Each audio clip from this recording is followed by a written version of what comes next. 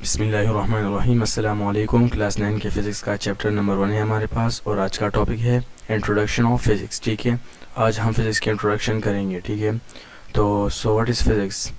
It is the branch of science in which we study matter, energy and their interaction. ठीक है, physics जो है वो science की एक ब्रांच है और इसमें हम लोग स्टडी करते हैं मैटर को, एनर्जी को और इन दोनों की इंटरेक्शंस को। ठीक है, तो अब फॉर एग्जांपल हमारे पास, ठीक है, हमारे पास एक कार है। ठीक है, कार, तो अब कार है हमारे पास, तो कार जो है वो खुद एक मैटर है। ठीक है, और हम अब जब तक हम इस कार को स्टार्ट करेंगे तो हम इसमें पहले ऑयल डालेंगे। ठीक है, ऑयल डालने से पहले कार स्टार्ट नहीं होगी। ठीक है, तो अब जब हम इसमें ऑयल डालेंगे तो तब ये कार स्टार्ट होगी। ठीक है, तो ऑयल जो है वो खुद एक एनर्जी है। ठीक है, कार जो है वो खुद एक मैटर है। ठीक है, तो जब हम इस मैटर यानी कार में हम लोग ऑयल यानी एनर्जी डालेंगे तो ये कार स्टार्ट होगी। ठीक है, तो ये मैटर की क्या है, एनर्जी के साथ इंटरेक्शन है। ठीक है, तो हम फिज़िक्स में हमेशा मैटर को स्टडी करेंगे, एनर्जी को स्टडी करेंगे और इन दोनों की इंटरेक्शंस को स्टडी करेंगे। ठीक है, तो ये थी हमारे पास फिज़िक्स की डिफिनीशन। अब चलते हैं ब्रांचेस ऑफ फिज़िक्स की तरफ। अब हम ब्रांचेस ऑफ फिज़िक्स को स्टडी करेंगे। ठीक है, तो फर्स्ट नंबर ब्रांच है हमारे पास मैकेनिक्स। ठीक है,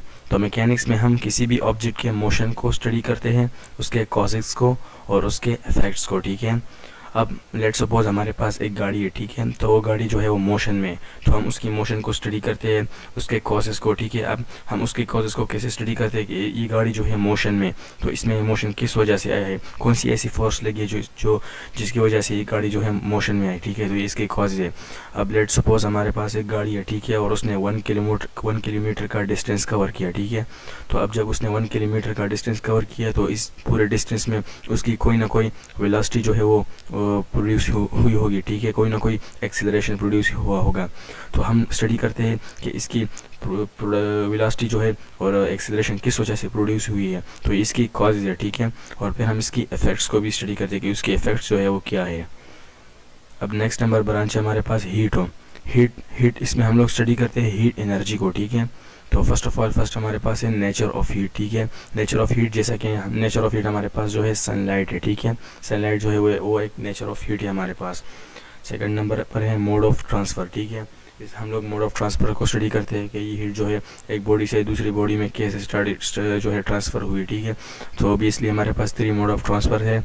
नंबर 1 है convection, number 2 radiation, number 3 is conduction. ठीक है, तो ये हमारे पास 3 मोड ऑफ ट्रांसफ़र है।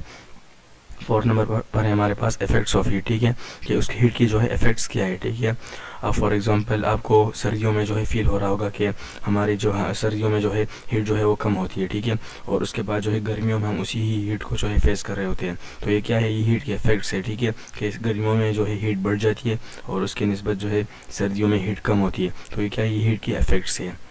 अब 3rd नंबर ब्रांच है हमारे पास साउंड। ठीक है, तो इसमें हम लोग स्टडी करते हैं साउंड। अब जैसा कि मैं आपसे बात करता हूँ, ठीक है, मेरी साउंड आप तक पहुँच रही है। ठीक है, तो हमारे और आपके दरमियान जो है एक मीडियम और वो मीडियम है जो वो ईयर की मीडियम है। ठीक है, तो उस ईयर में जो है साउंड ट्रेवल करता है, तो साउंड जो है वो बाय साउंड वेव्स जो है ट्रेवल करता है। ठीक है, तो इस ब्रांच में हम लोग साउंड वेव्स को स्टडी करते हैं, उसकी प्रोडक्शन को, कि साउंड वेव्स कैसे प्रोड्यूस होती है। ठीक है, उसकी प्रॉपर्टीज़ को। ठीक है, और उसकी एप्लीकेशंस को स्टडी करते हैं साउंड वेव्स की। अब 4th नंबर पर ब्रांच हमारे पास है लाइट। ठीक है, लाइट, इसमें हम लोग लाइट को स्टडी करते हैं। ठीक है, लाइट को हम लोग ऑप्टिक्स भी कहते हैं। ठीक है, तो अब लाइट जो है हमें सन से भी हमें लाइट मिलती है। ठीक है, इलेक्ट्रिसिटी से भी हमें लाइट मिलती है। ठीक है, तो अब फर्स्ट नंबर पर है फिजिकल एस्पेक्ट्स ऑफ लाइट। ठीक है, हम फिजिकल एस्पेक्ट स्टडी करते हैं लाइट के, कि लाइट जो है वो किस फॉर्म में हमें मिलती है। ठीक है, किस फॉर्म में हमें लाइट जो है मिलती है। अब उसकी प्रॉपर्टीज़ को स्टडी करते हैं कि लाइट की प्रॉपर्टीज़ क्या है। वर्किंग को स्टडी करते हैं कि लाइट कौन सा वर्क परफॉर्म करते हैं, उसकी वर्किंग क्या है। और 4th नंबर पर है यूज़ ऑफ ऑप्टिकल इंस्ट्रूमेंट्स। ठीक है, अब लेट सपोज आपके पास ग्लासेस है। ठीक है, तो ग्लासेस जो है वो भी एक ऑप्टिक्स है यानी ऑप्टिकल इंस्ट्रूमेंट है। तो अब हम उसको स्टडी करते हैं वो उससे जो है लाइट का क्या फंक्शन होता है। ठीक है, तो ये हम यूज़ ऑफ ऑप्टिकल इंस्ट्रूमेंट्स करते हैं। ठीक है, नेक्स्ट ब्रांच है हमारे पास 5th number electricity and magnetism. ठीक है, तो जहाँ पर भी इलेक्ट्रिसिटी की बात आती है तो हम उसमें किस चीज़ को स्टडी करते हैं, हम उसमें चार्जेस को स्टडी करते हैं। ठीक है, तो जब हम इस ब्रांच में चार्जेस को स्टडी करेंगे, चार्जेस के स्टेट्स को स्टडी करेंगे कि चार्जेस जो है वो मोशन में है या रेस्ट में है। ठीक है, तो जब भी चार्जेस जो है उसमें इलेक्ट्रिसिटी होती है तो वो चार्जेस मोशन में होते हैं, ठीक है।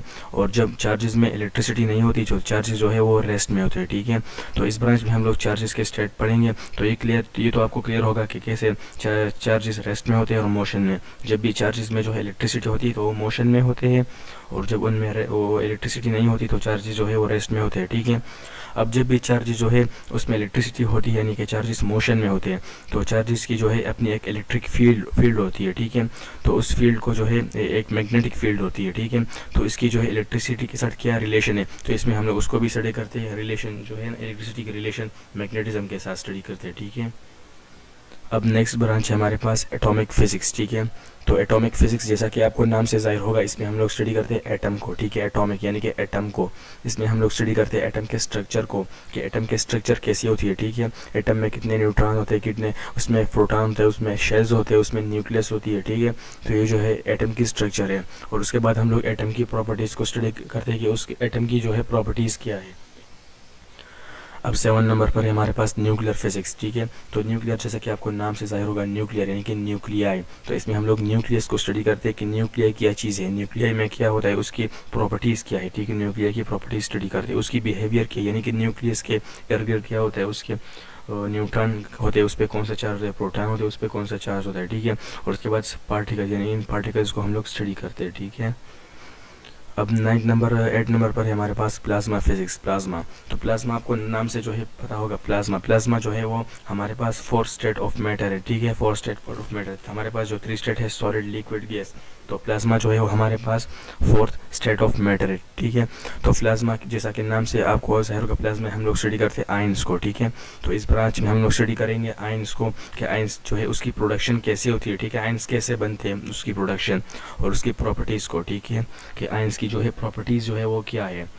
अब 9 नंबर पर है हमारे पास जियो फिजिक्स। तो जियो फिजिक्स में हम लोग स्टडी कर रहे हैं जियो, आपको नाम से तो पता होगा, जियो जहाँ पर भी जियो आता है, जियो का मतलब है अर्थ। तो जियो फिजिक्स में हम लोग स्टडी करते हैं अर्थ को। इसमें हम लोग स्टडी करते हैं अर्थ के इंटरनल स्ट्रक्चर को, कि जो अर्थ है उसकी इंटरनल स्ट्रक्चर क्या है। तो ये हमारे पास लास्ट ब्रांच थी। तो ये थे हमारे पास ब्रांचेज ऑफ फिजिक्स। उम्मीद है, आई होप कि आपको जो है आज का लेक्चर जो है वो पसंद आया होगा। तो इस तरह की मज़ीद वीडियोस देखने के लिए हमारे चैनल को सब्सक्राइब करें और वीडियोस को लाइक करें, ठीक है। टेक केयर, अल्लाह हाफिज़।